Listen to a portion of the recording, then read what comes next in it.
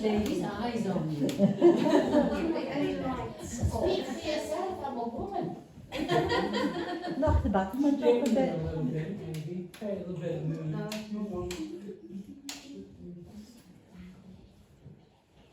This is not working. Is it? Sorry, it's up and down. I was trying to find the internet. It's not online. It's just. It's Not much. gonna make everybody crazy. Is it in the right socket? It is. Yeah, we just need to get through it quickly. It's gonna be alright. It's gonna get busy, aren't we? Okay. Right. All right. Hi, I'm Philip. I live over the hill in Renwick, and tonight we're going to talk about chocolate. It was called The History of Chocolate. Carol named it that, and I will do a little bit of history, but I'm actually going to be making some chocolate and giving you some samples at the end. Like some rich dark chocolate. So, what is chocolate? What's the name of chocolate? People heard this name. Theobroma cacao.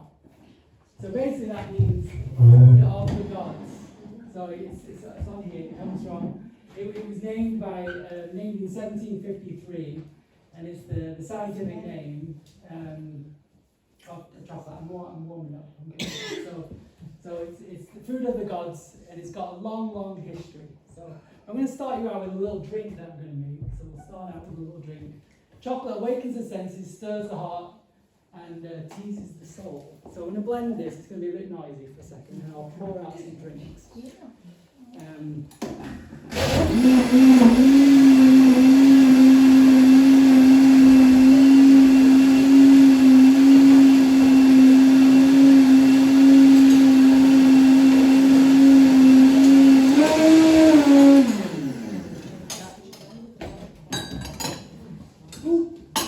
It's quite frothy. I hope this tastes okay. I do as well.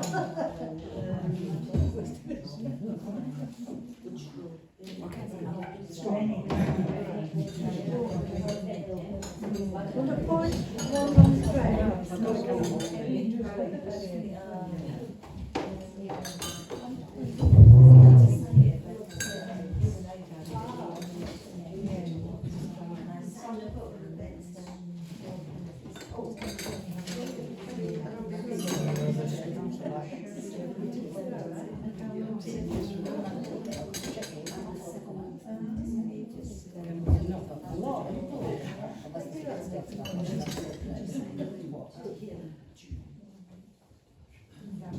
Someone else want to pour this out?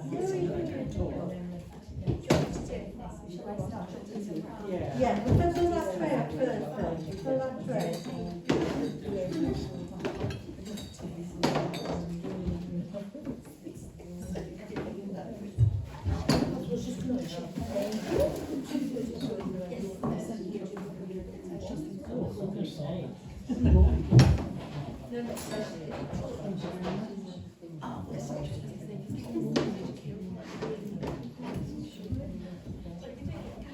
So I'm just passing this is some ceremonial hot chocolate, so it's quite strong. So it's really kind of tapping into the old ancient way that chocolate was drunk, which was as a bitter drink. It does have some sweetener in it, which I'll explain the sweetener. It's a raw cane sugar. So it's not totally bitter, but it kind of gets you the essence of the richness of chocolate and that rich flavour. And we'll talk about some of those things that are in chocolate, what make it rich, and some of the health benefits of chocolate as we go along. So I'll just let everybody get that passed around.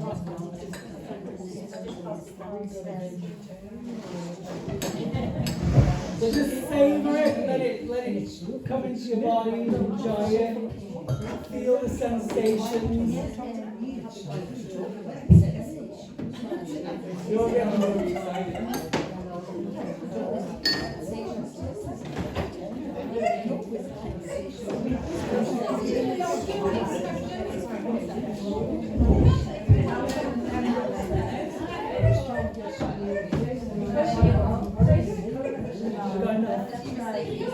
Everybody got one?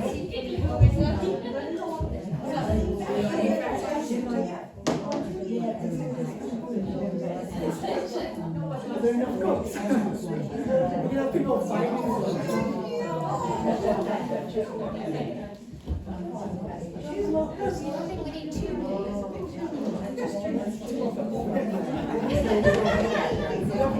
No one was, that's fine.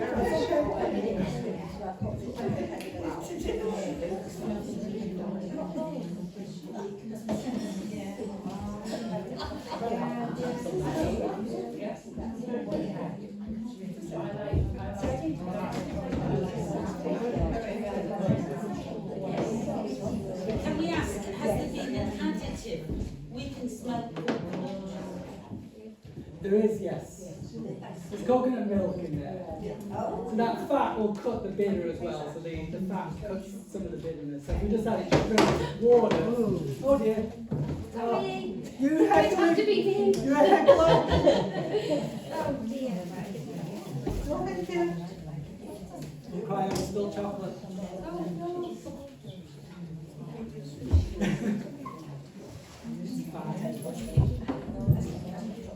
It makes me feel better. I can relax a bit.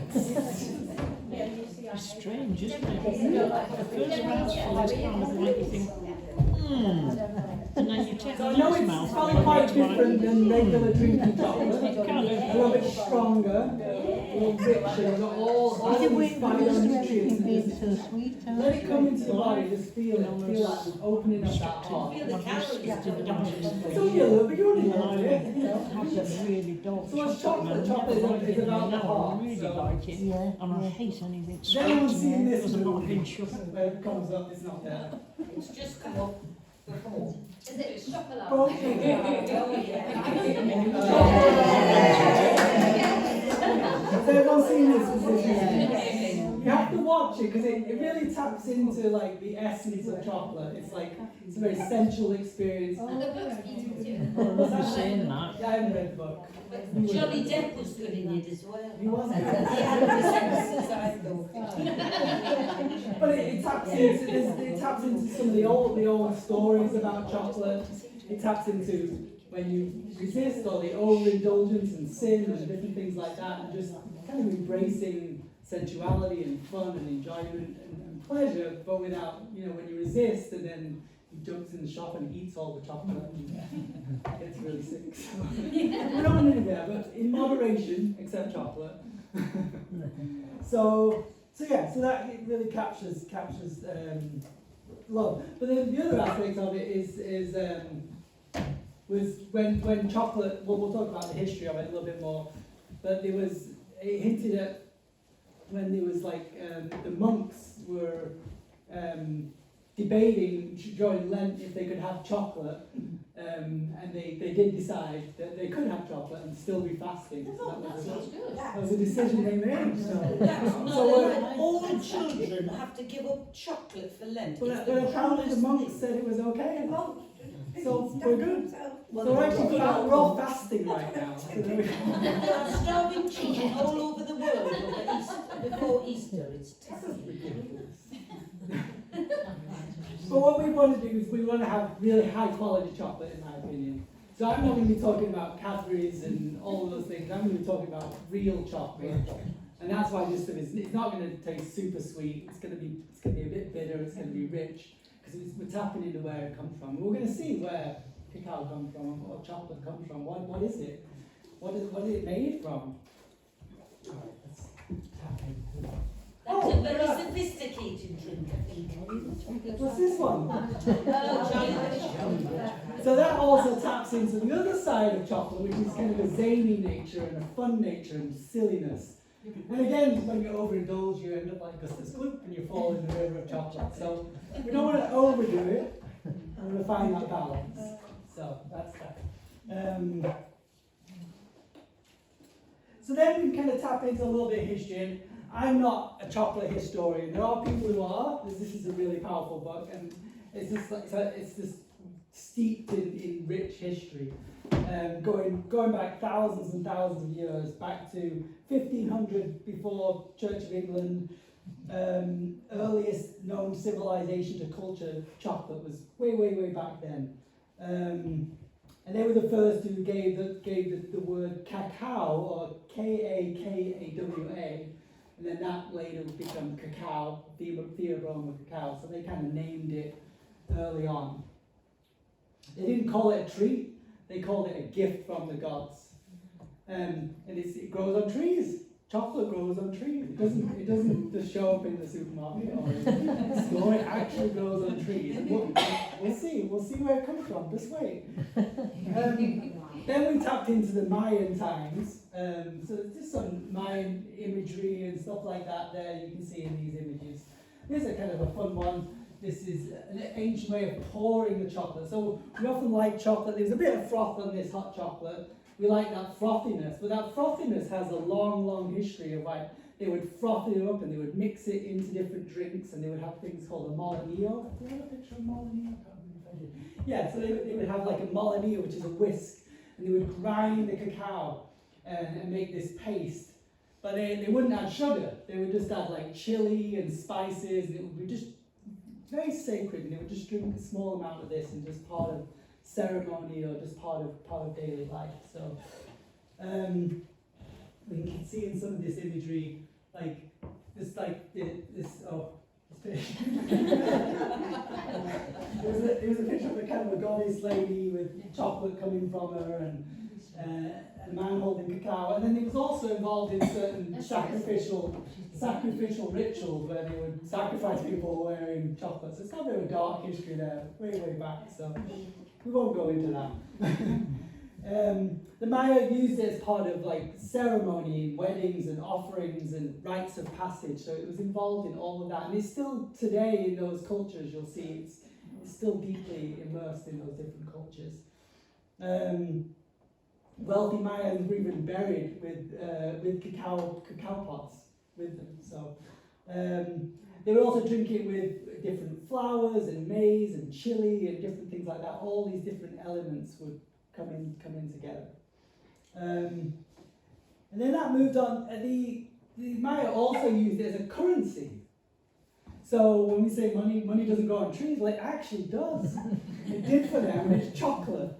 So they would use these little beans. I'm going to pass these around when they talk about the different parts of chocolate, but they basically were currency. And they would even forge them, like they would make them out of clay, and people would try and forge the beans. And they would like have different scales, like you can get a rabbit for 5 cacao beans and things like that. This is a cacao bean. And you'll But see that that. where the saying I've not got a bean come from? What's that? When you know the saying I haven't got a bean? It could be. You never know. I mean, probably. I would think so. Can I just ask, where did it originate? Where was the first place it came from? Was it Mexico? Was it? No, it's. I've got a map, and I'll show you the different territories. We'll come to that in a minute. So then it moved on to the Aztecs. They saw cacao as a divine energy and a currency. Oh, there it is. 100 cacao beans could buy you a slave or a turkey. Apparently. So it's got some dark issues to it. And we'll see that there's still some of that today, and we're kind of moving through that and trying to change that. There was the famous person Montezuma. People heard of Montezuma. He would be said to have 50 golden cups a day when he would visit his ladies, apparently. Unusual imagination there. He believed it gave him stamina. And at the same time, warriors were given cacao before their battles to kind of get them riled up. It gives you energy. Let's see.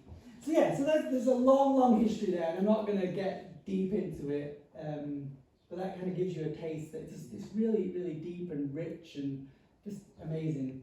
Then it kind of started to arrive into Europe. It was first brought into Spain. We talked about the monks.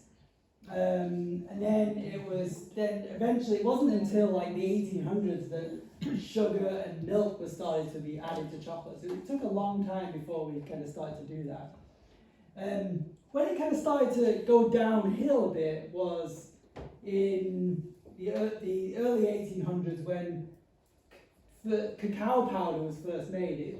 They figured out how to extract the cacao oil from the powder, but then they highly processed it. So like alkali was added to it. You've heard of Dutch alkali process with chocolate. So drinking chocolate, you often get it's very mild. So it's been processed a lot. So in that processing, you lose a lot of those natural elements, the magnesium and the phytonutrients.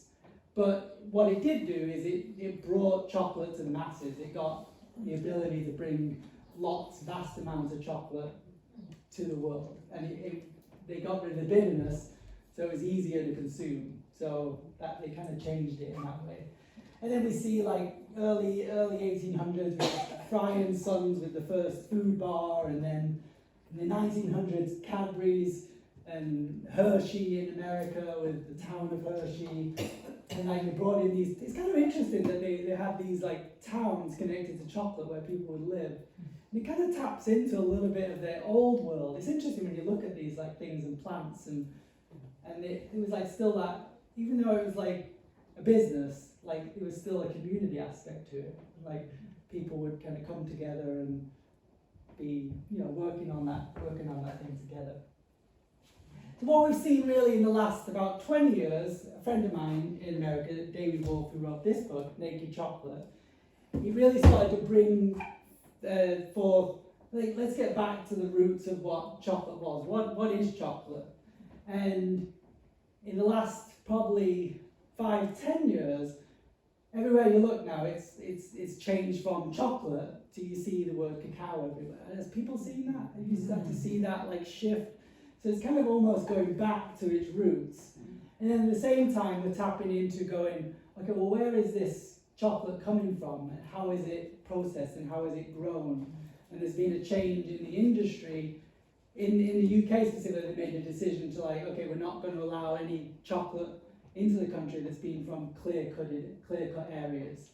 And there's already also been a long movement to like, okay, we need to eliminate the slave labor, and because during the time when it was really growing, there was a lot of slavery connected to chocolate. So it's got a dark history to it, but there's also a really light and powerful history so we're trying to get back to like the roots. And then people might have seen recently on Shark Tank, there's a guy with his ceremonial chocolate, like he got some product out there, was it something cacao? Did anyone see that? Anyone?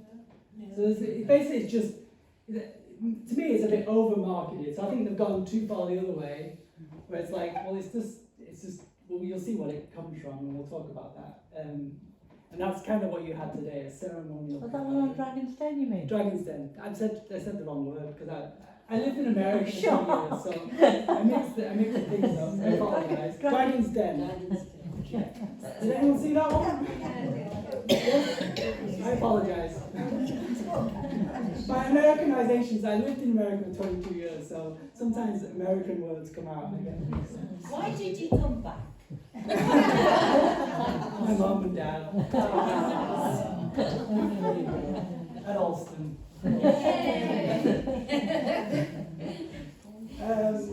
So we've got that.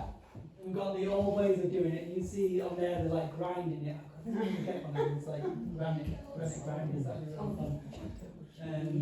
So cool. It's really frothy up there. So we'll see that chocolate grows in kind of in the close to the equatorial regions.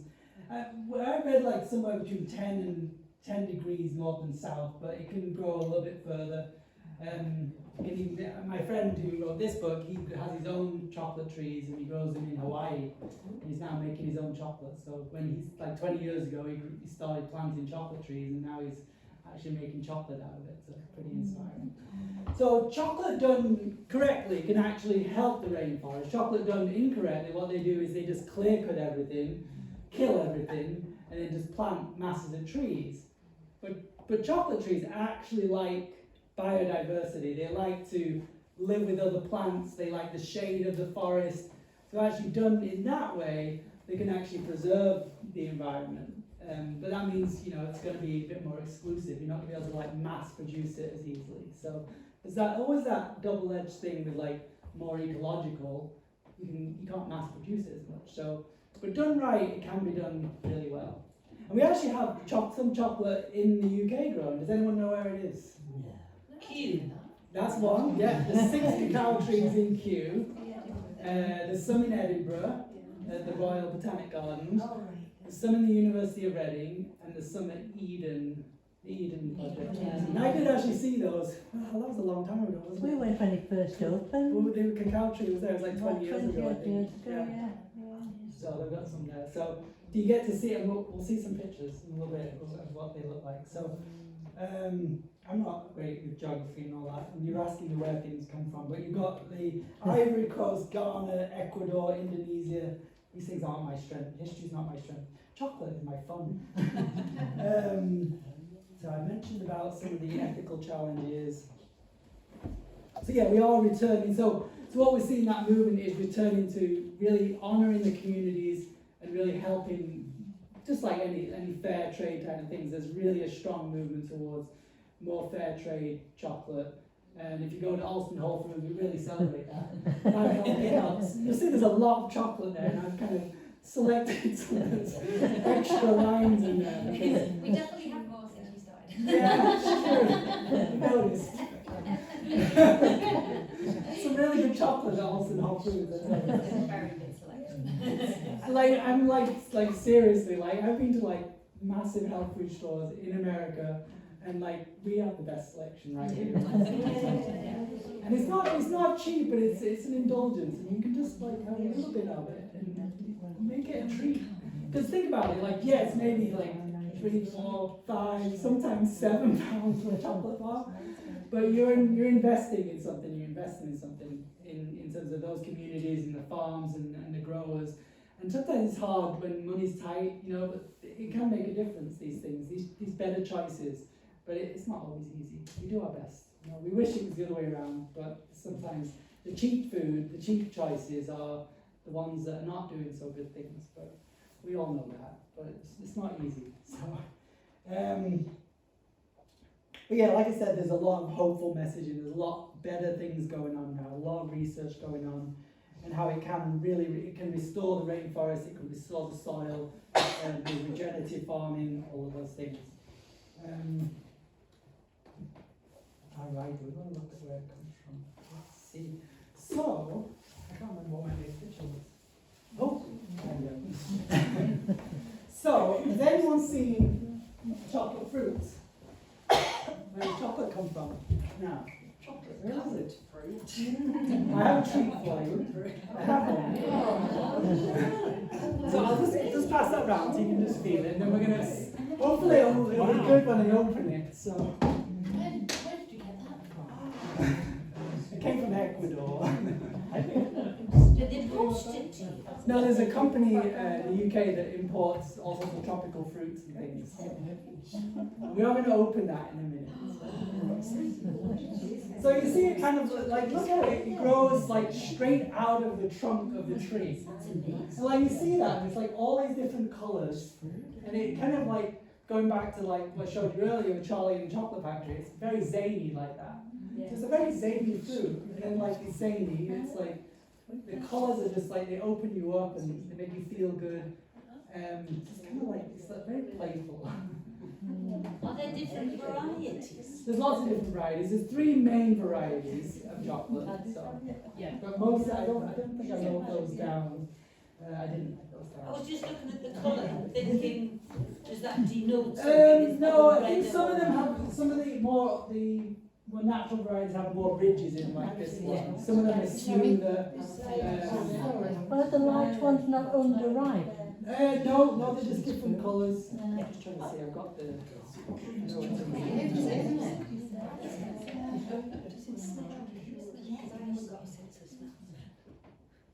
Where is my varieties? There's 3 main varieties. Criollo, Forastero, and Trinitaro. So, yeah, so there's 3 main varieties. What one is that then? So that one's probably more of the, let's see, it's the Criollo, I think. So, yes, that's correct. Yes.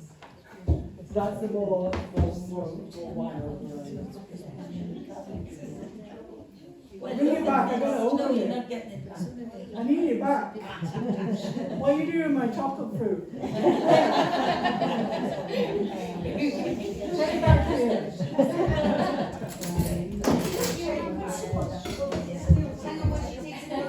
I'll open it and then I'll pass it around again. I don't think I smell that, that's it.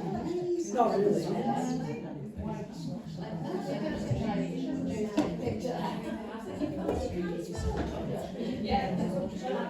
Just go.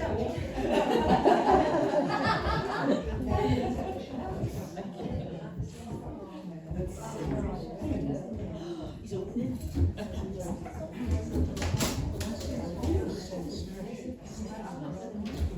We thought it looked a bit like a squash. Like what? Like a squash. Like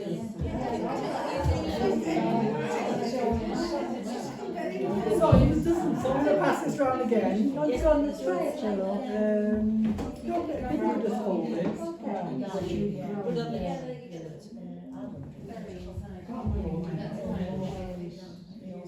How strange.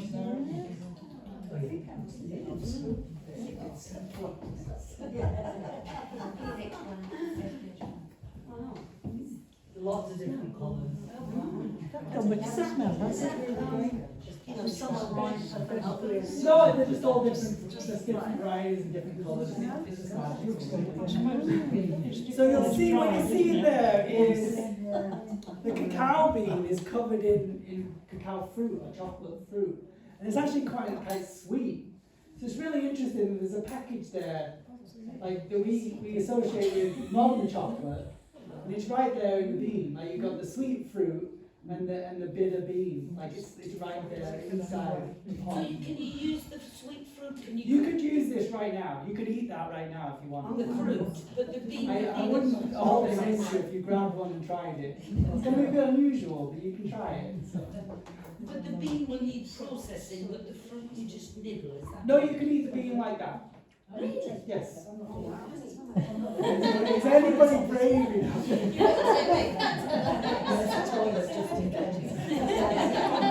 don't think it's going to be.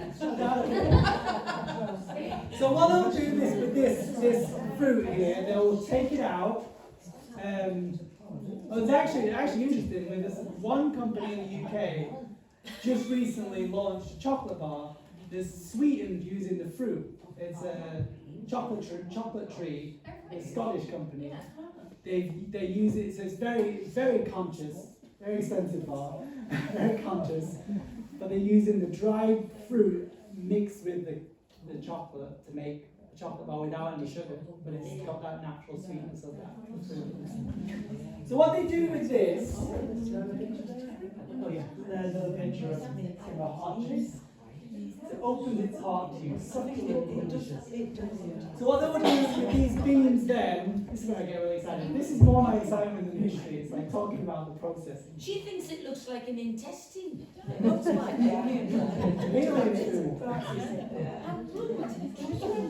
So we will take these beans, so tradition, I'll wait till you're too excited, aren't you?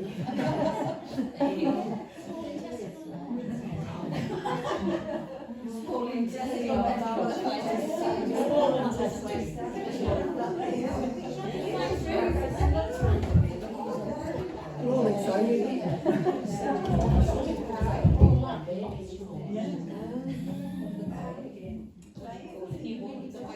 It's the baby, isn't it? So I remember the look. Yeah, I understood. People are scary. Helen, you have to try one. Me? You thought you were going to heckle me. Jeanette's going through. I'm heckling you. That's fine, Jeanette's going Are you dead? We've got a first aider. She is the first thing. Oh, you're too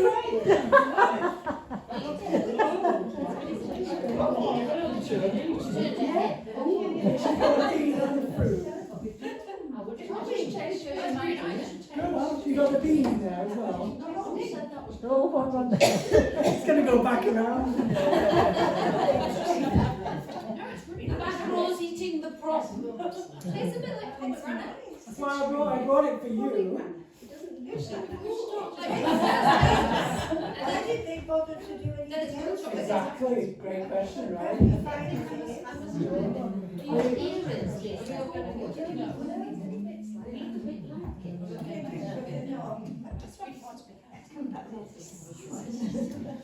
Come on, I've got 2 legs, and I'm not taking you home. If you feel like trying one later, you can. I've got it here.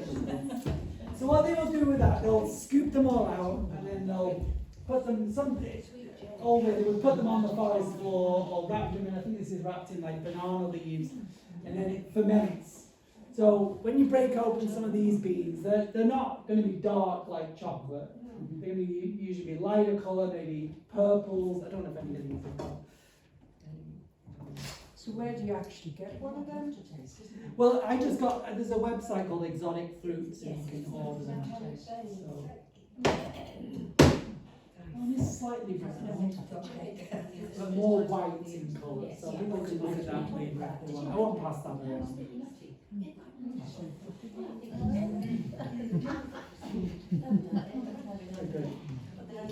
So they would put it onto the forest floor, wrap it in banana leaves, and it gets very hot. There's a fermentation process, and in that fermentation process, that fruit gets kind of biodegrades, like compost, as it were, and then the chocolate begins to, the flavours come in, and it starts to form that dark chocolate colour that we associate.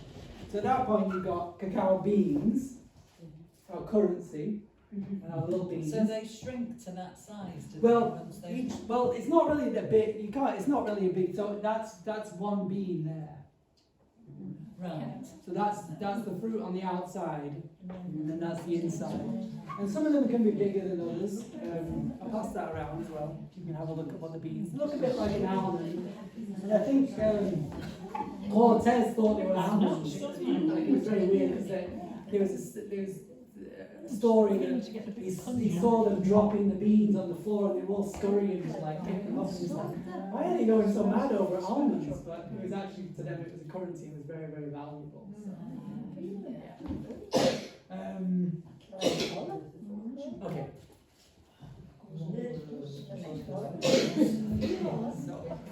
So once you got to that stage, then there's what they call winnowing, where they get the shells off. So there's like a skin there, so they kind of get that shell off of there. And then you get to the next stage, which is cacao nibs. So it's interesting, we have like chocolate drops. Nib was the original chocolate drops, as it were. So I'll pass those around, you can look at those. There's not many of those. It's ran out, so I meant to get It's some more. getting more stronger. So What do you do with cacao nibs then? you can put them in your chocolate, you can put them in your porridge, sprinkle them in, so they kind of Are they a bit tough though? they're crunchy. Quite crunchy. Yeah, so they're crunchy, a little bit bitter, but I put them in my porridge. So yeah, taking the skins off here. And then it starts to look good now. Now we're getting excited. Now we're getting So then they grind them up and they make chocolate liqueur, or chocolate paste, or cacao paste, or what. And that's kind of what I wanted to tap in, how people are now using the word ceremonial cacao. But basically it's just this stage. So they basically set, like, overpricing this stage. And again, it might be coming from really high quality farms, but we can have that anyway. We don't need to overprice it because somebody's named it ceremonial cacao. And that's a little bit of the, like, why are you doing that? Like, you don't need to do that. But I get it's getting it out there, but there's a balance. You can have a balance there.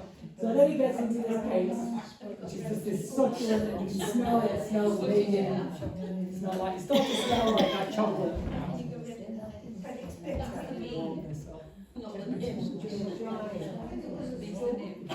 Yes, that's nice. You start to smell that now.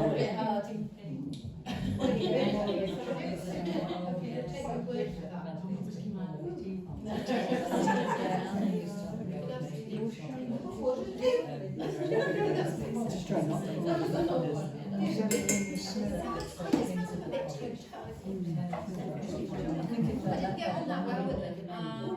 So then the oil is, he's so excited. So then they would take that cacao paste and so then it starts to get the individual components that make different forms of chocolates, and then they extract the cacao oil or cacao butter.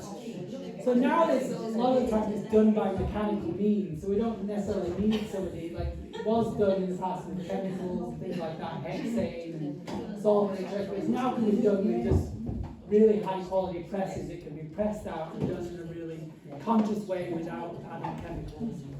This mess, it's bothering me. It's just got to be part of the nature of it. So I'll pass around some cacao butter, cocoa butter. You'll see it in lots of cosmetics. So when you're making your chocolate, you just like, when you're heating this up, you just cover it all, put it on your face and your hands and everything. It's great. I do it. That bit would be bitter. What's that? It would be bitter. Which one? Isn't it? The beans bitter. You can try one if you want. Somebody's always trying one. No, Ricky. Is it bitter? It's bitter, yes. No. It is. Bitter's good. Bitter is The other good. thing wasn't bitter. So then,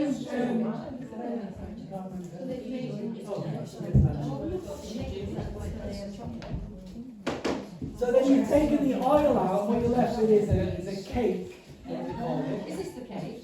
No, What's this then? that's the paste, cacao paste, or chocolate liqueur, or you'll see it on chocolate bars as chocolate liqueur. It's kind of modern terms used, or chocolate paste, or just cacao solids or chocolate solids. That's kind of that aspect of it.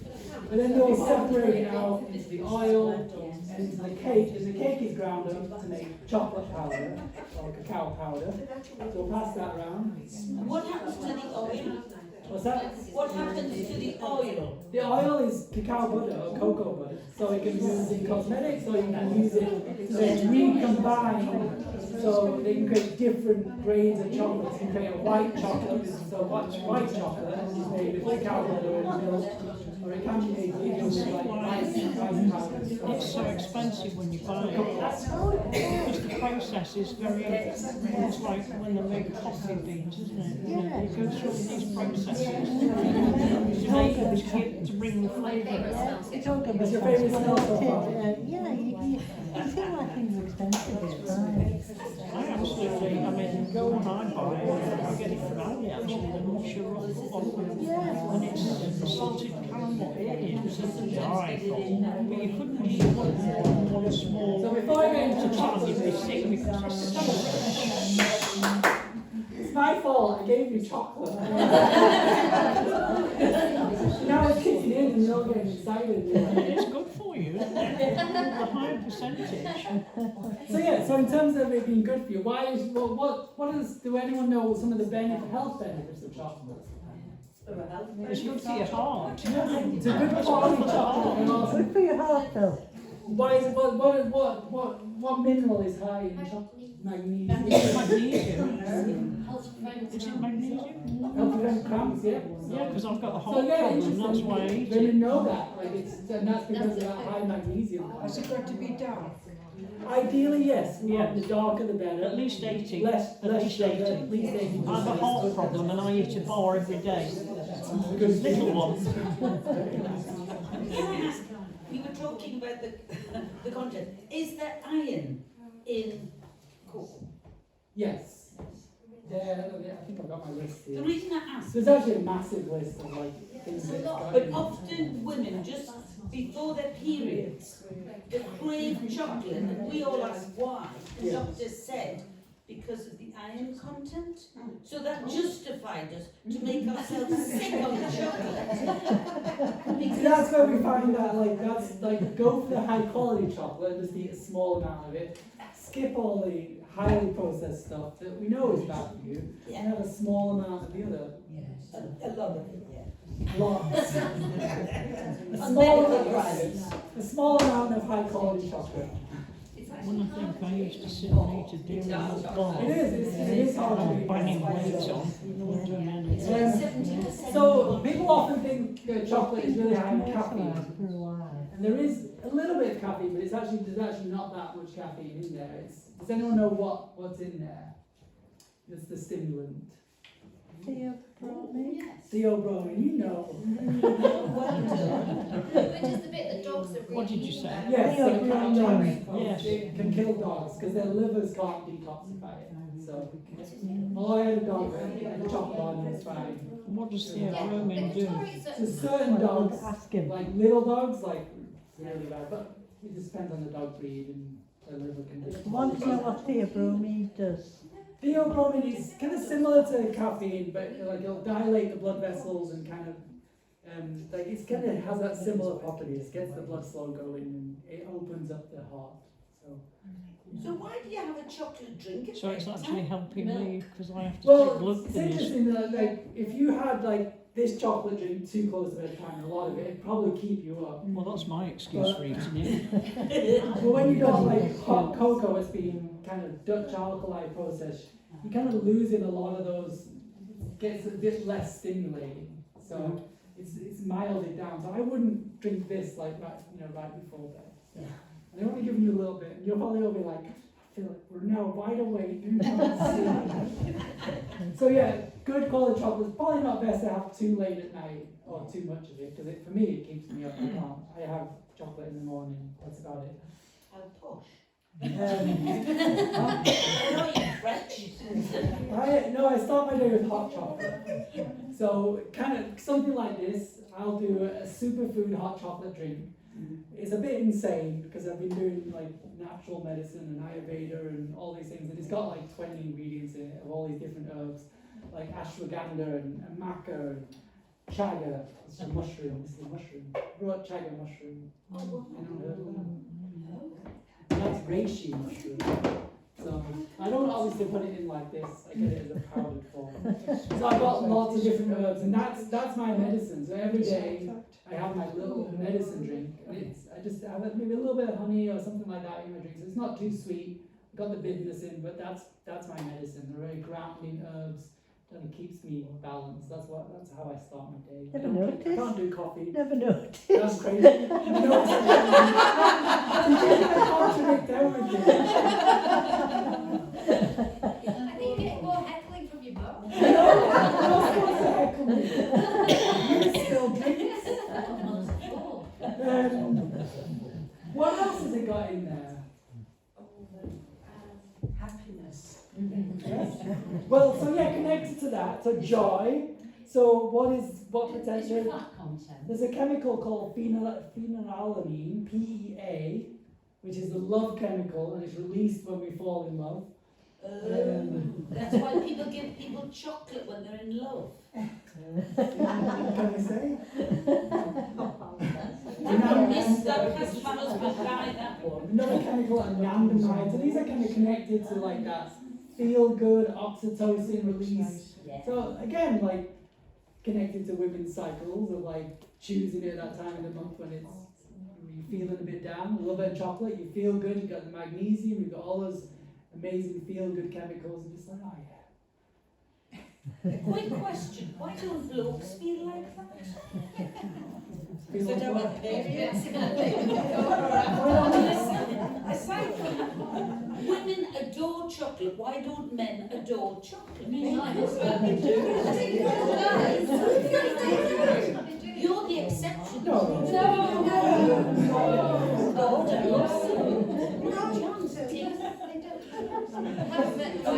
If they don't like chocolate, they haven't had good chocolate. It's also got tryptophan, which is another relaxing herb, so that's associated with chicken and stuff like that. But tryptophan is in chocolate, so very calming, good for the serotonin in the brain, good chemicals. A lot of good healthy fats in there, so we've seen the fat content. Good healthy fats. Like there's a lot of controversy around fats. Really, the bad fats are the ones that are just plastic fats and margarine and all those, but these natural fats, the body can recognize them. It's when we start to mess around with fats that they become an issue. I won't go down. Another story. Next week it's natural facts. We won't go there today. We mentioned iron, there's high in zinc, there's lots of other things, copper, manganese, chromium. So it's just a powerhouse of superfoods. So now I'm going to make some chocolate, I think. Oh, that was nice. Right, so. Oh, and then I'm gonna put some mushrooms in this chocolate, and I've got some that I made. Actually, you'll get to go home with.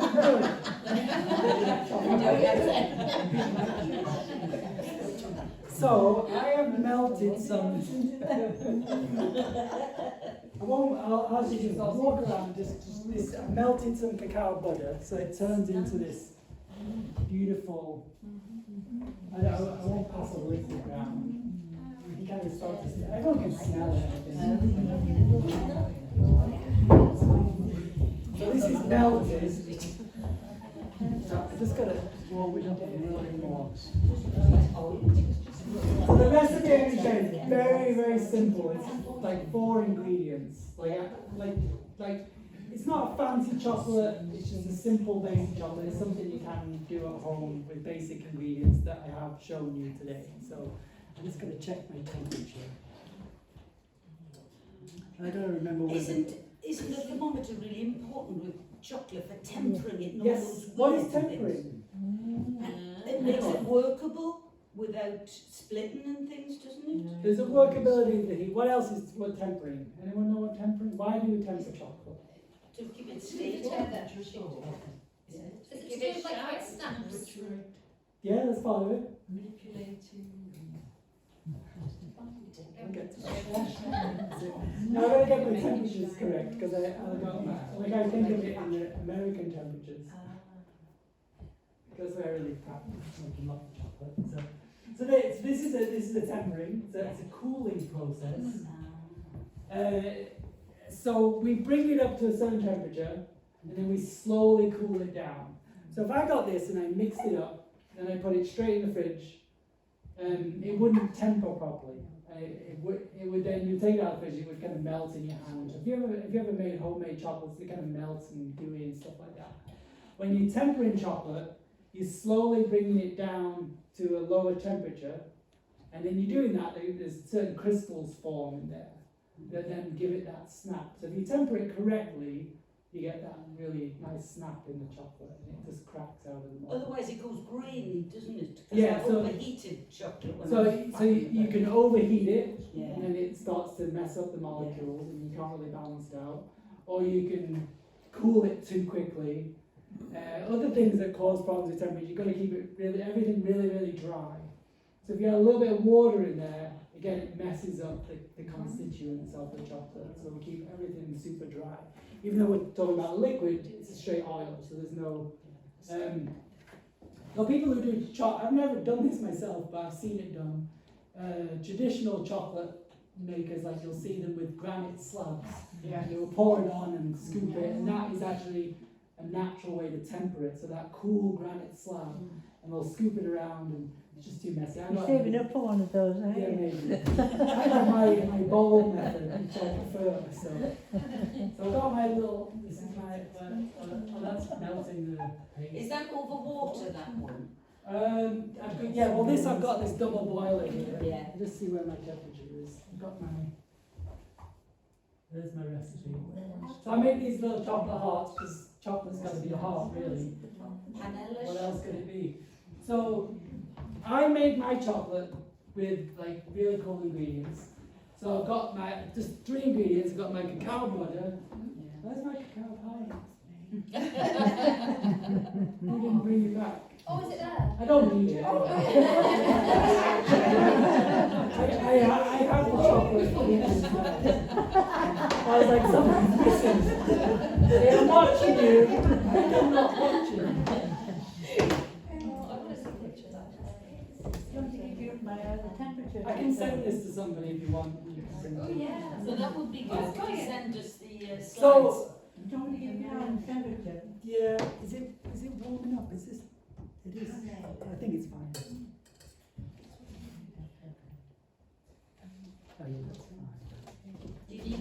No, it's okay. I'll do the best. It's hard to do a chocolate demo with tempering and get it all correct, but it'll be fine. When you're trying to talk as well. Why don't you use another blender? Yeah, I've got my dry blender here. This is how I do it. This is my method of how I've kind of evolved over it. So that is very, very dry. I've got my cacao butter. So my three ingredients, I use a sugar called Panela sugar, or also known as Rapadura sugar. I don't know how easy it is to get. I get it from Buy Whole Foods online because it's the only place I seem to be able to find it. I found it in America, but it's a very unrefined cane sugar. So it's got all of the natural minerals found in the cane. Like on today's cane sugar, they've stripped everything out. It's just pure sugar. So if I'm going to use sugar, I'm going to use something that's got more of a mineral balance. I'll pass that around. It has a nice smell. So it smells like kind of like molasses. It's got those molasses in. We know what the benefits of molasses, the iron and stuff like that. So it gives the chocolate a more rounded flavour. It's less strong like a hit of sugar. That's why I use that. So, and then I'll take that and I'll grind it. So I'll grind it into a powder. I won't pass the powder around, but I grind it into a powder so it makes it a bit smoother in the chocolate. So that's how I think it. So it's a scene. So I'll bring it up to temperature. I've got the temperature on here. Remember my temperature. So you put it on a double boiler, which is just basically water in a pan. And then I'll put it in another bowl and just like watch it, just kind of keep an eye on the temperature until it's about 40, 45 degrees. Then I'm going to do a mix this. So I've been really careful, there's water there, so I'm just drying this. Again, I've been really careful. I've made sure that my blender is super dry. Really, really important you don't get water. I've made sure my molds, we've got molds here, like heart-shaped molds. I made sure those are super dry. We'll talk about molds in a second. I'm going to pour this in here.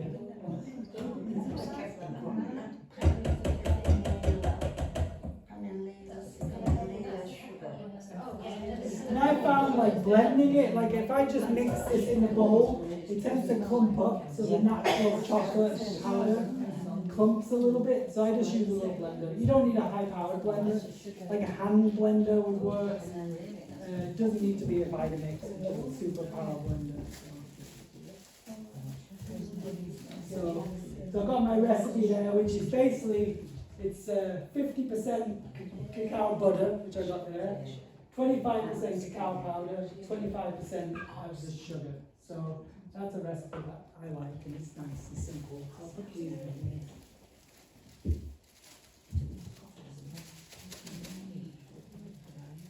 Here's a mess I prepared earlier. Where do you get the mushrooms from? The mushrooms, there's two. Time willows. How did you know? People do pick things sometimes. There's two places I get in the UK I found that got good quality mushrooms at good prices. They've also got lots of really good chocolate ingredients at good prices. Either buy Whole Foods online or NutriCraft. They've got good prices and good quality. All organic, really high quality chocolate ingredients. NutriCraft is where I get my chocolate ingredients. Can you put it on your slides before you send them out to us?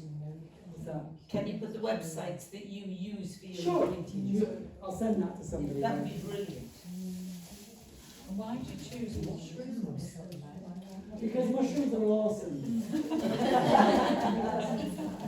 So, mushrooms are really good for like the immune system, or what's known as adaptogens.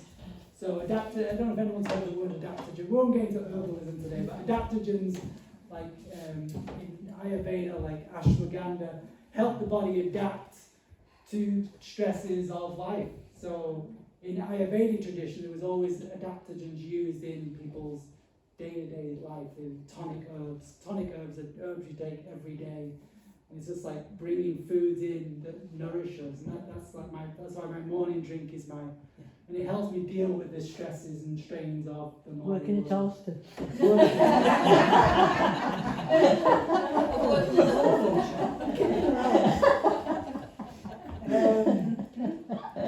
don't think you can smell the mushrooms. Is that not going to feel cold? So he's sitting there for... It'll be what it is. I'm not doing it right, but it's fine. I worry it might be cooling down. Yes, I know, but it's a demo. I've already made some earlier. It's done correctly. This is a demo. It's not perfection. Yeah. It's still there. It's okay.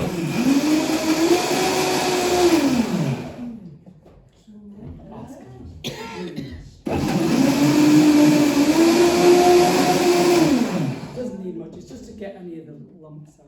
There we go. I wonder if they use mushrooms in it. It may have cooled, but what I'll do is I'll just blend it a little bit more.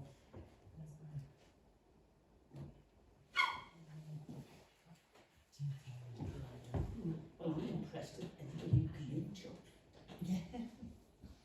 Yeah, it's a bit cold. What temperature's it got to? Gone down to It's about 80.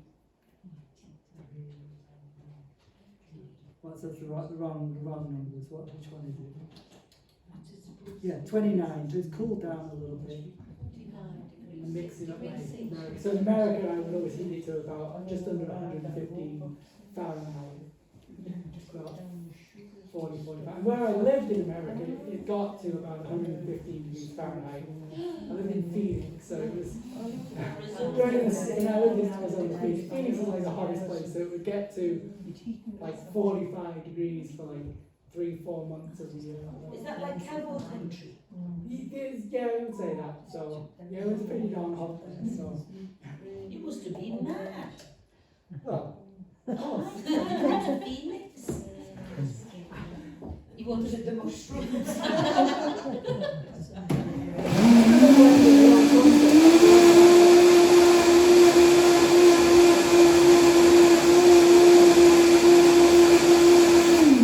just trying to bring a bit more warmth back into it. Yeah, it's nice and liquid. It'll be fine. Fine. You monitor the temperature more carefully. So then, what I do, I don't put it on the slab. I'm a bit more civilized, not really. I use a steel bowl, and it actually dissipates the heat very well. So I'll put that. I'm just going to pour that in here. Oh, wow. Aren't you clever? Drama. I don't know.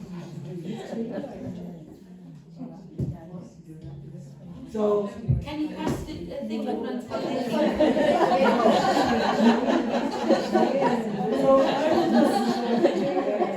it's already pretty cool. Depending on it, like in the summer, if it's a really hot day, it can be a little bit harder to temper, so it's a little bit harder to bring it down. It was really hard in Phoenix trying to make chocolate on a really hot day. Or we lived in air conditioning out there. So I'll just mix it around until I get, and I'll just keep checking the temperature. And you kind of tell it starts to get a little bit thicker. We were just talking, you pass the liquidizer around so we could lick it. No. It's like So if I'm bringing it down to, I was just remembering my temperature, it's 34 degrees. So we're already way below that. So now technically, so some people will then heat it up a little bit, and that just helps it to be workable. So if it gets too cold, then it's going to be really hard to kind of pour it out. So it starts to solidify. You don't really want, then it starts to get clumpy and it'd be messy and everything. But I think we can just about still, it's getting there. It should be alright. So then I'm just going to put, I wonder if I should just pour it straight out of the bowl. I did that today. We're going to make a mess on this. That's good. I'll just go for it and make a mess.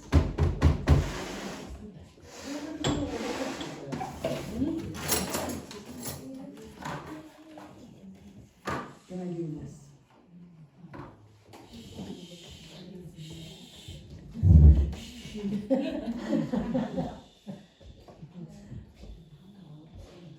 So these are acrylic molds. Actually, these ones are just basic plastic, but you can get, a lot of people just use like a silicone mold. But if you temper chocolate correctly, these hard molds, it will actually just crack right out of there. It will just fall right out if you've done it right. Because when you temper it correctly, it will then shrink as it cools. And it basically just fall, you know that you've tempered it right, because it'll just fall straight out of the mold basically. They don't need greasing or anything, do they? No, that's kind of the point, yeah, they'll just pop right out. Let it fall on you.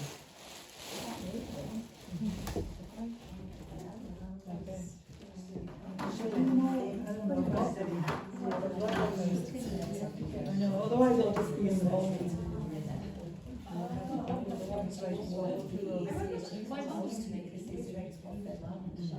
It's hard to make a batch smaller than this, so I found that this is kind of an ideal batch size. If it's too small, it will solidify really fast.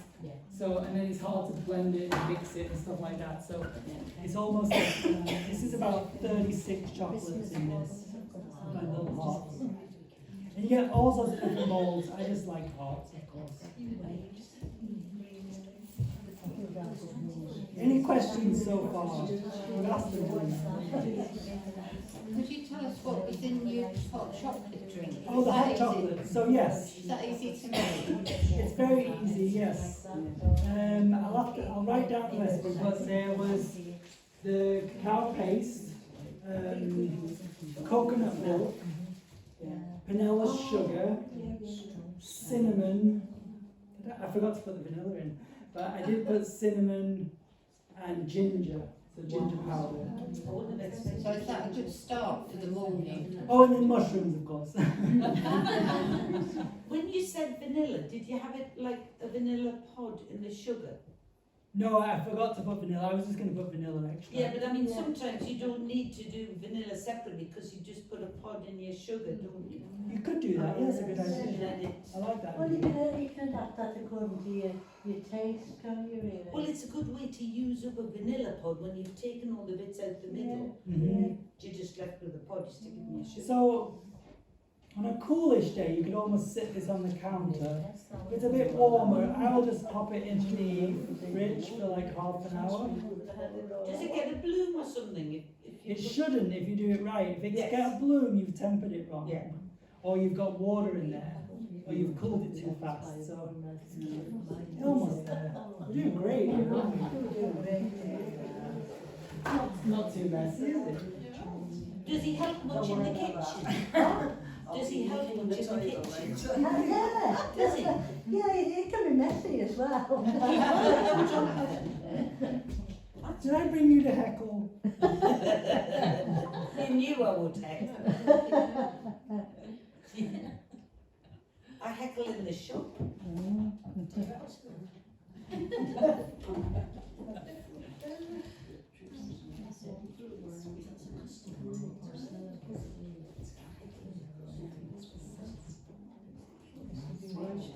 It's starting to thicken up a little bit because it was a bit cooler when I started, ideally. So, like I mentioned, like make sure your molds are really, really clean and dry before you pour the chocolate in. So, you could add other ingredients to this. So this is a very basic recipe. You can add in like nuts, seeds. You can add in some hemp seeds, some cashews, some cacao nibs. You can add in like certain like essences. You can add a little drop of orange essence or rose. Rose is really nice in chocolate. A little peppermint if you want a peppermint chocolate. So nut seed. Like you can make it like you can put dried fruit in there. You just kind of after you've done that, what I do is like I will make this chocolate like this. And then I'll go through my molds and like sprinkle in the other ingredients, like the hemp seeds or some raisins or Brazil nut, and then pour the chocolate into that so it then sets into that. So I won't mix it in here, I'll just put it in the mold and then pour it on top and then kind of coats it and makes it all yummy. So. What other ingredients? Do you do after eight? Is it that time already? See, I've got a bit of thing, so I'm going to stop there. I don't know, we'll deal with that later. It's a big mess now. See? I don't know. I'll just put that in there. I'll just take this home like this.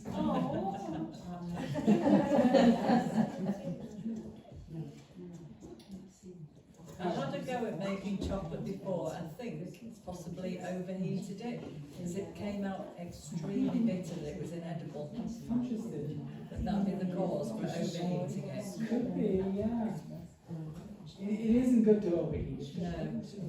I think I thought about putting the thermometer in a bit too late, and I thought, oh, that's hot. It melts And then I really thought fast. it's done, and then carried on, but yeah, it was inedible. You couldn't eat it, it was so bitter. Well, well, it's not. What do you think about my chocolate? You say it's not that bitter, is it?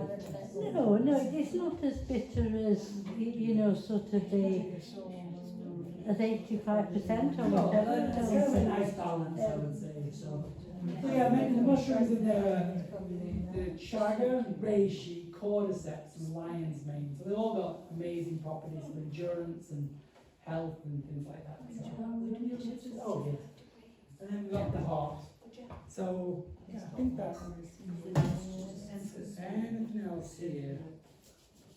So show me how I made it at home.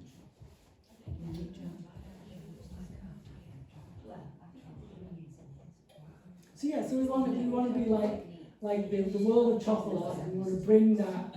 So from today, I want you to bring that, the joy and the sensuality back into the community, because that's what the world needs. It needs more of that. We put the world aside. Let's bring more joy into our family, into our friends, and our community, and maybe a little bit of ethical, organic, eco-friendly chocolate can help with that. That's fun.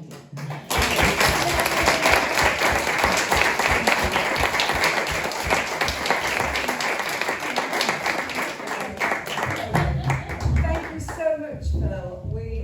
Well, I know I personally have learnt so much about chocolate. I shall be at the Whole Food shop in the morning later. Nice one. Right, we're going to have supper now, so